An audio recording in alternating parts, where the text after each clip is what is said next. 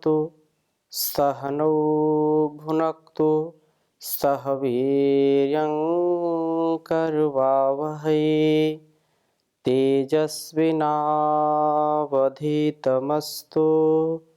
मा विद्विषावहै। ओम शांति शांति शांति। वेदो अखिलो धर्म मूलम। वेद सब सत्य विद्याओं का पुस्तक। वेद का पढ़ना पढ़ाना सुनना सुनाना तथा अपने आचरण मिलाना हम सभी श्रेष्ठ जनों का आर्यों का परम कर्तव्य है। इस वैदिक जीवन पद्धति के कार्यक्रम में पुनः आप सभी का हृदय की गहराइयों से हार्दिक स्वागत है, अभिनंदन है। वेदों का ज्ञान जो हमारे जीवन और इस जहान को महान बनाने वाला है, बिना इस ज्ञान के हमारे कर्तव्य, हमारा जो स्वधर्म है, स्वकर्म है, उसका मर्म हम नहीं समझ सकते। हमको अपने जीवन में दिव्यता भव्यता लाने के लिए, अपने जीवन को समरसता से युक्त करने के लिए, अपने जीवन में कर्तव्य पारायणता से युक्त होने के लिए हमको ऋषियों के ज्ञान से स्नान करना ही पड़ेगा। कल्याणी वेदवाणी इस ज्ञान गंगा में डुबकियां लगाना ही पड़ेगा। और कोई भी व्यक्ति, ये सबके लिए ज्ञान है, चाहे कोई मत पंथ संप्रदाय हो, समुदाय हो, यह वेदों का ज्ञान वास्तव में मनुष्य मात्र के लिए, प्राणी मात्र के लिए, व्यष्टि से समष्टि की सेवा के लिए अत्यंत महनीय है। और इसको आत्मसात करने वाला व्यक्ति किसी भी उत्तरदायित्व का निर्वहन करने वाला हो, चाहे पिता हो, माता हो, पति हो, पत्नी हो, बेटा हो, बेटी हो, चाहे कोई भी व्यक्ति क्यों ना हो, इस ज्ञान से अपने जीवन और इस जगत को वह अत्यंत सरलता से, सहजता से, समरसता से, सदाचार, परोपकार, सद्व्यवहार से आप्लावित करता है। निरंतरता के साथ हम वेदों का स्वाध्याय कर रहे हैं। ऋग्वेद के 8वें मंडल का स्वाध्याय कर रहे थे और पिछली कक्षा में हमने इस मंडल के 31वें सूक्त के कुछ मंत्रों का स्वाध्याय किया था। पहला मंत्र और 5वें मंत्र का स्वाध्याय किया था। 5वें मंत्र में चर्चा आई थी कि समनसा दंपति, जो दाम्पत्य जीवन जीने वाले हैं, वो पति पत्नी, वे इस गृहस्थ रूपी जो गाड़ी है, इसके 2 पहिए हैं और इसमें दोनों को अति समरसता से, मन का नियंत्रण करते हुए, एक दूसरे का सम्मान करते हुए, समान मन वाले, प्रेम से सने हुए, संयम से, मर्यादा से बंधे हुए होने चाहिए। जीवन शुद्ध होगा और उत्तम संतान की प्राप्ति होगी। इसी में 6ठे मंत्र में कहा है कि जो पति पत्नी सम्यक मिलकर के गति वाले होते हुए यज्ञों को आशाते व्याप्त करते हैं, अर्थात सदा यज्ञशील बने रहते हैं, जो पति पत्नी अपने जीवन में त्याग का स्वभाव बना लेते हैं, जिनके जीवन में संकीर्ण विचारधारा नहीं है, जिनके जीवन में स्वार्थपरता नहीं है, ऐसे पति पत्नी खाने के योग्य उत्तम अन्नों के प्रति जो है सजग रहते हैं और उन्हें उत्तम अन्न सदा प्राप्त होते ही हैं। इन उत्तम अन्नों के प्रयोग के द्वारा वे पति पत्नी शक्तियों का आधान करते हैं और वो कभी उनकी शक्ति क्षीण नहीं होती है। यज्ञशील पुरुषों को उत्तम अन्न प्राप्त होते हैं। इन उत्तम अन्नों से इनकी शक्ति कभी क्षीण नहीं होती है। बाहर का जो परिवेश आजकल है, जो भोजन करते हैं, जो आहार लेते हैं, उसका भी हमारे विचारों पर गहरा प्रभाव पड़ता है। यदि हम अच्छी संतान चाहते हैं, अच्छे विचार चाहते हैं, तो ऐसे पति पत्नी, ऐसे गृहस्थियों को कभी भी दूषित अन्न का सेवन नहीं करना चाहिए। ऐसे सड़े गले, ऐसे राजसिक तामसिक भोजन से उनको बचना चाहिए। ऐसे तामसिक भोजन करने से संकीर्ण बुद्धि, गलत विचार, कामुकता, वासना और अनेक प्रकार की बीमारियों से ग्रस्त हो जाते हैं, रोगों से ग्रस्त हो जाते हैं। तो पति पत्नी जब ऐसे कुत्सित या संक्रमित या संकुचित विचार से या शरीर की रुग्णता से, मन की रुग्णता से ग्रसित होते हैं, तो उनकी संतानें अच्छी नहीं होंगी। अच्छी संतानों के लिए जो शुद्ध आहार है, अच्छे अन्न का ग्रहण करें, और अच्छे अन्न का ग्रहण करने से उनकी शक्ति सदा संवर्धित होगी, वृद्धि होगी। वो गलत आहार से बचेंगे तो कभी भी रोगी नहीं होंगे। और इसी प्रकार से आगे कहा कि यज्ञशील बने, वो कल्याणकारी कर्मों वाले बने, और यज्ञशीलता से बुद्धि पर जो है लोभ का पर्दा नहीं पड़ता, और अनावृत बुद्धि से ज्ञान का विस्तार होता जाता है। यदि ऐसे पति पत्नी जो निरंतर देवों की संगति में रहते हैं, महापुरुषों की संगति में रहते हैं, ऋषियों के उपदेशों पर चलते हैं, कभी प्रवंचना नहीं करते, और जो कुछ भी कल्याणकारी है वो अपने लिए सबसे बाद में, पहले दूसरों के लिए उसका भोग लगाते हैं या दूसरों को वो त्याग भावना से देते हैं, उसके बाद स्वयं लेते हैं। तो ऐसे कल्याणी मति से युक्त होकर के दोनों की बुद्धि शुद्ध होती है, वासना से ग्रस्त नहीं होती। नहीं तो जब पति पत्नी में, दाम्पत्य जीवन में वासना और इस सांसारिक भोग की कामना अत्यधिक बढ़ जाती है, तो वह बुद्धि कुत्सित हो जाती है, वह बुद्धि वासना से ग्रस्त हो जाती है, और उत्तम दिव्य भव्य संतान का जन्म नहीं देती है। उनके जीवन में जो व्यवहारिकता होती है, जो एक मर्यादा होती है, वह भी धीरे धीरे क्षीण होने लगती है। यहाँ पर कितनी सुंदर प्रार्थना की है कि यह पति पत्नी का जो जीवन है वो कल्याणकारी जीवन होना चाहिए, यज्ञशीलता से युक्त होना चाहिए, लोभ से मुक्त और त्याग से युक्त जीवन होना चाहिए।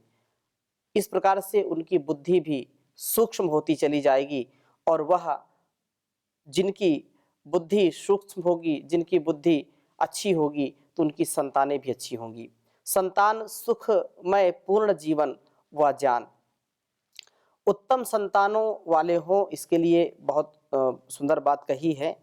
दो मंत्र आपके समक्ष में रखूंगा। प्रथम मंत्र लिखता हूँ, क्योंकि आज का जो परिवेश है, संतानें तो बहुत बुद्धिमान होती हैं, लेकिन उनके अंदर का जो सामर्थ्य है वो कमजोर होता है। वो चरित्रवान, बुद्धिमान, बलवान, धीमान, राष्ट्रभक्त, राष्ट्र प्रेमी, माता पिता भक्त और गुरु भक्त संतान हो, तो वास्तव में भारतवर्ष पुनः हमारा विश्व गुरु बनेगा। तो इस संदर्भ में वेदों का उपदेश हम सुन रहे हैं, समझ रहे हैं, इसको आत्मसात करेंगे तो अत्यंत कल्याण होगा। दो मंत्र आपके बीच में मैं रखूंगा, प्रथम लिखता हूं फिर चर्चा करूंगा। ओम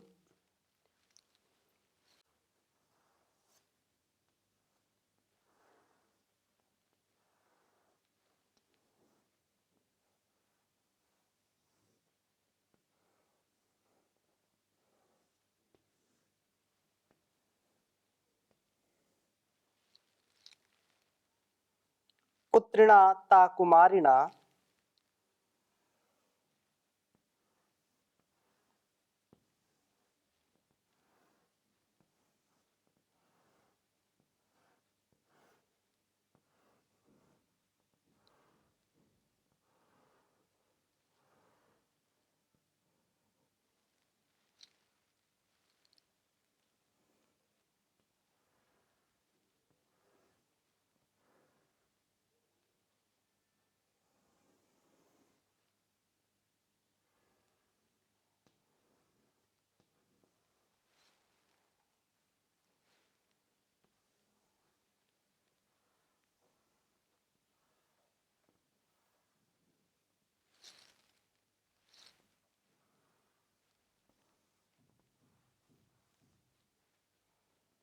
कुमारिणा।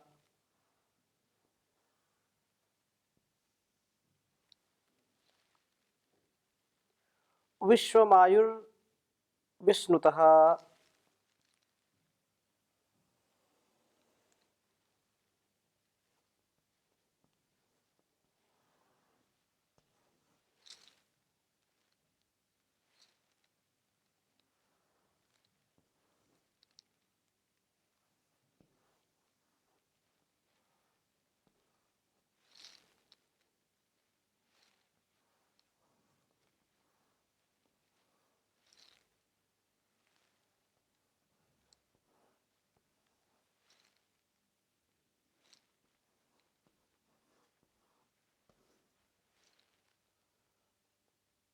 आयुर्विष्णुतः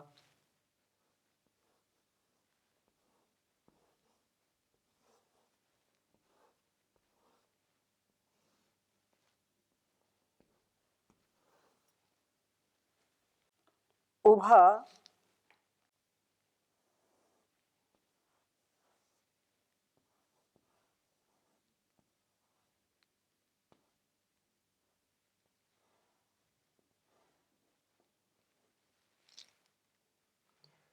हिरण्यपेशसा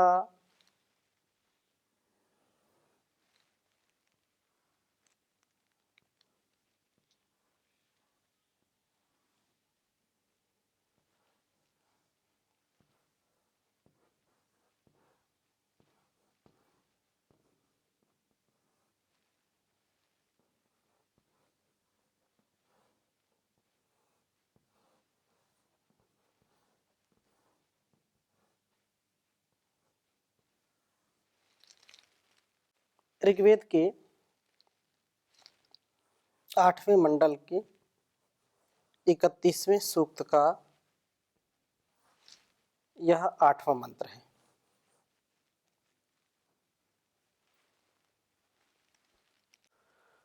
ओम पुत्रिणा कुमारिणा विश्वमायुर्व्यस्नुतः उभा हिरण्यपेशसा।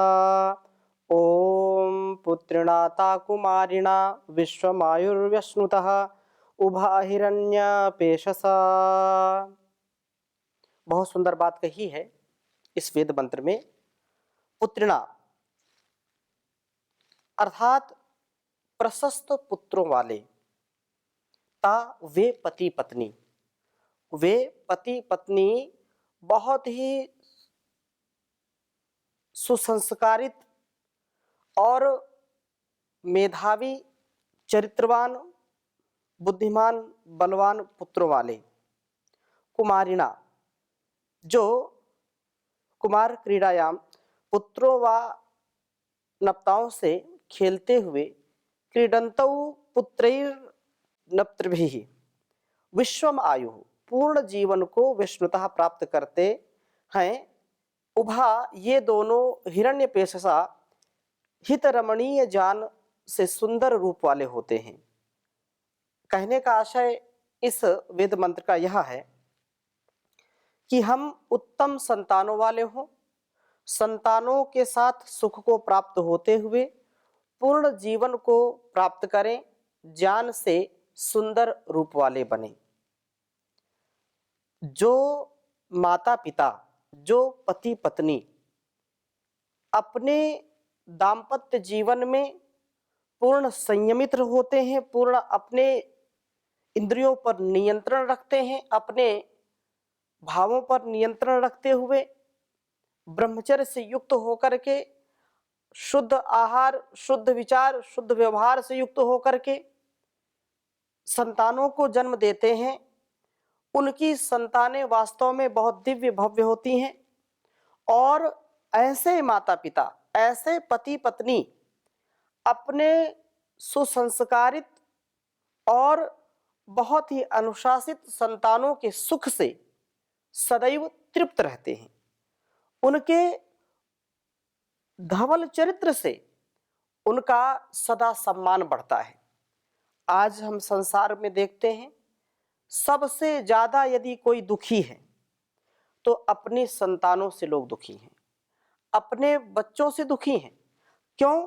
क्योंकि उनकी संतानें चरित्रवान नहीं, उनकी संतानें दुखी करने वाली हैं, उनकी संतानें पता नहीं कब क्या कर बैठे पता नहीं चलता। छोटी अवस्था हो, बड़ी अवस्था हो, सभी अवस्थाओं में माता पिता सबसे ज्यादा जो भय, जो डर है, उनको अपनी संतानों से भी है। उनसे प्रीति तो रखते हैं, माता पिता का कर्तव्य है, और यह माता पिता का स्वभाव भी होता है कि कैसा भी पुत्र पुत्री हो लेकिन है तो अपना, इसलिए उससे प्रीति तो अतिशय रखने वाले होते हैं। परंतु यह कटु सत्य है कि आज का जो परिवेश है, माता पिता की बात बच्चे मानते नहीं हैं।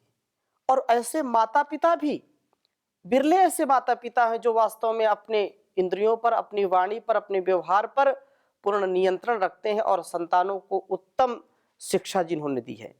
माता पिता भी आदर्श मिलना बहुत ही सौभाग्य होता है और उत्तम संतानों की प्राप्ति भी सौभाग्य होता है। जब तक उत्तम माता पिता नहीं होंगे तब तक उत्तम संतानें भी नहीं हो सकती हैं।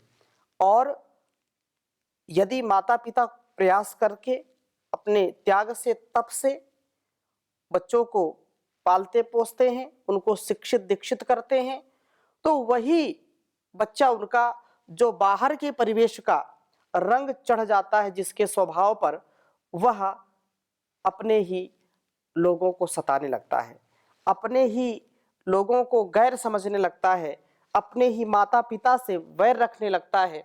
ऐसी संतानों से आज दुनिया दुखी है। जिनको अपने खून से सींचा, ऐसी संतानों को जो पाल पोस करके बड़ा करके उनको एक पहचान दी समाज में, और जब वो बड़े हो जाते हैं तो माता पिता को वृद्धा अवस्था में वृद्धाश्रम में छोड़ाते हैं। ऐसी संतानों का संसार में कभी उद्धार नहीं हो सकता है। और हमारी यह जो परंपरा है, ये वास्तव में यदि हम भारतवर्ष को देखते हैं तो ये वेद मंत्र कहता है, पुत्रिणा ता कुमारिणा विश्वमायुर अश्नुता उभा हिरण्यपेशसा, कि हम जो है ऐसी संतानों को जन्म दें जो उत्तम हों, और संतानों के भी संतानों के साथ हम खेलें। अर्थात वृद्धावस्था में नाती पोते हो जाते हैं तो उनका भी जो है संस्कार, उनका भी प्यार और दुलार हम देखें और स्वयं 100 वर्ष तक स्वस्थ होकर के जिएं।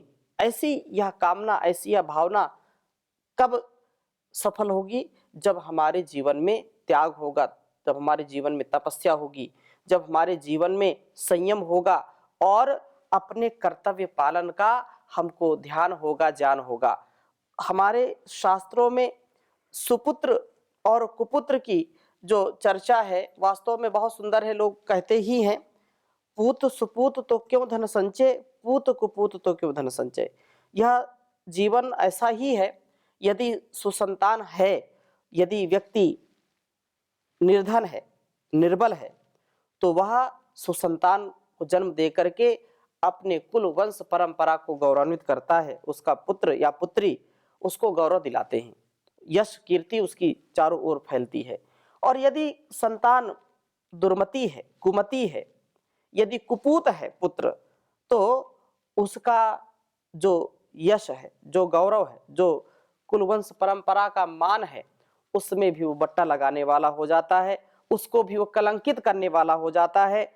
वास्तव में उत्तम संतान वही है जिसके कृतित्व, व्यक्तित्व से, जिसके नेतृत्व से, जिसकी मेधा से, जिसके धवल चरित्र से उसके माता पिता का सम्मान बढ़े, उनका गौरव बढ़े, देश और दुनिया में जाने कि किसके माता पिता हैं। तो ये बात जरूर हमको ध्यान में रखनी चाहिए कि माता पिता से हमारी पहचान ना हो, तो होती ही होती है, परंतु गौरवपूर्ण यदि जीवन जीना है संतानों को, तो संतानों का कर्तव्य ये है कि माता पिता के नाम से नहीं, अपितु पुत्र के नाम से, पुत्री के नाम से माता पिता को जाना जाए, तब यह गौरव होगा। इसलिए यह हम इतिहास उठा करके देखें अपने भारतवर्ष का, या संसार के इतिहास उठा करके देखें, तो उस इतिहास से हमको ये पता चलता है कि जिन महापुरुषों का आज हम नाम लेते हैं, उनके कारण उनके माता पिता, कुलवंश परंपरा को भी हम जानते हैं। नहीं तो आजकल की जो स्थिति है वो तो सब जानते हैं।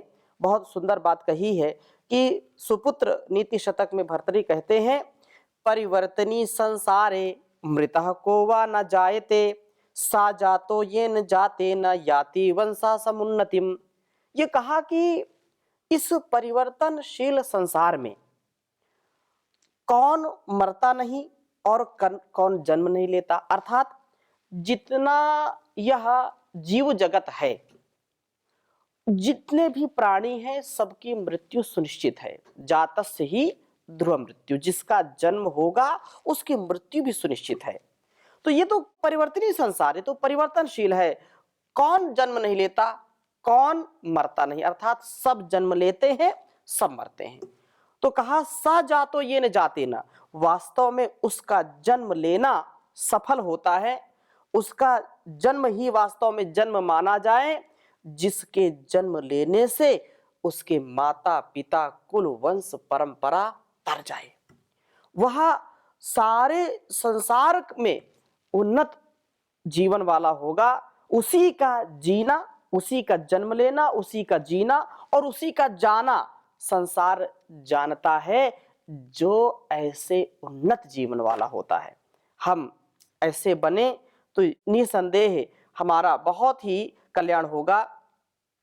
बहुत सुंदर बात कही है सूक्ति मुक्तावली में, यस्मिन् दिने पितुर्भूतं तनयस्य जन्म तस्मिन् दिने न जनितः सुतजः प्रमोदः सर्वे सदा सुतमं सुगुणं स्तुवन्ति पुत्र प्रसूति जसुखम ही पितुस्तदा स्यात्।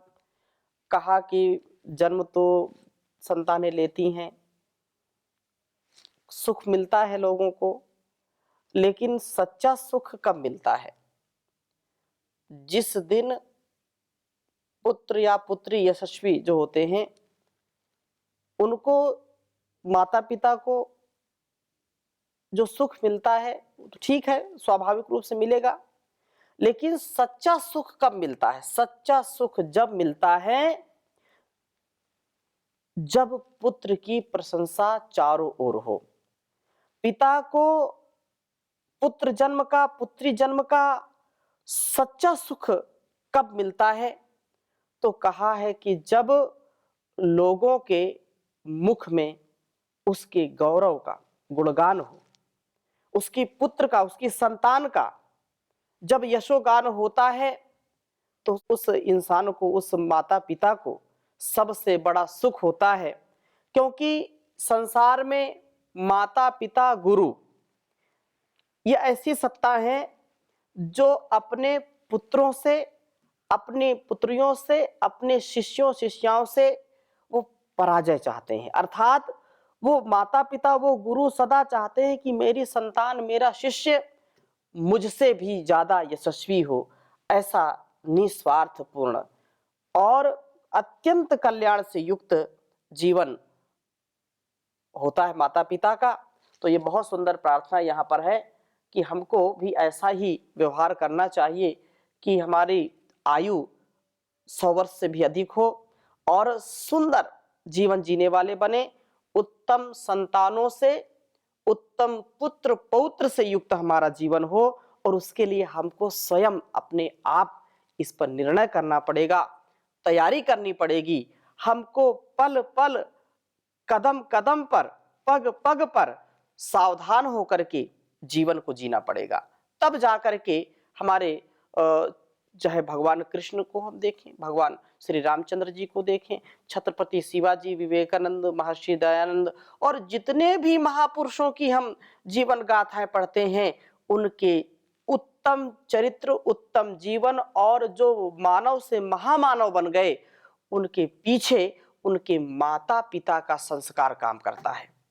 उनका पुरुषार्थ भी काम करेगा, लेकिन उत्तम माता पिता से उत्तम संतान का जन्म होता है। ऐसा हमको सदा स्मरण रखना चाहिए। तो इन्हीं शुभकामनाओं के साथ आज की कक्षा को यहीं पर विराम देंगे। शेष चर्चा अगली कक्षा में करेंगे। संतान निर्माण के लिए परस्पर मेल की आवश्यकता है, परस्पर प्रीति की आवश्यकता है, उसके विषय में अगली कक्षा में चर्चा करेंगे। ओम शांति शांति शांति।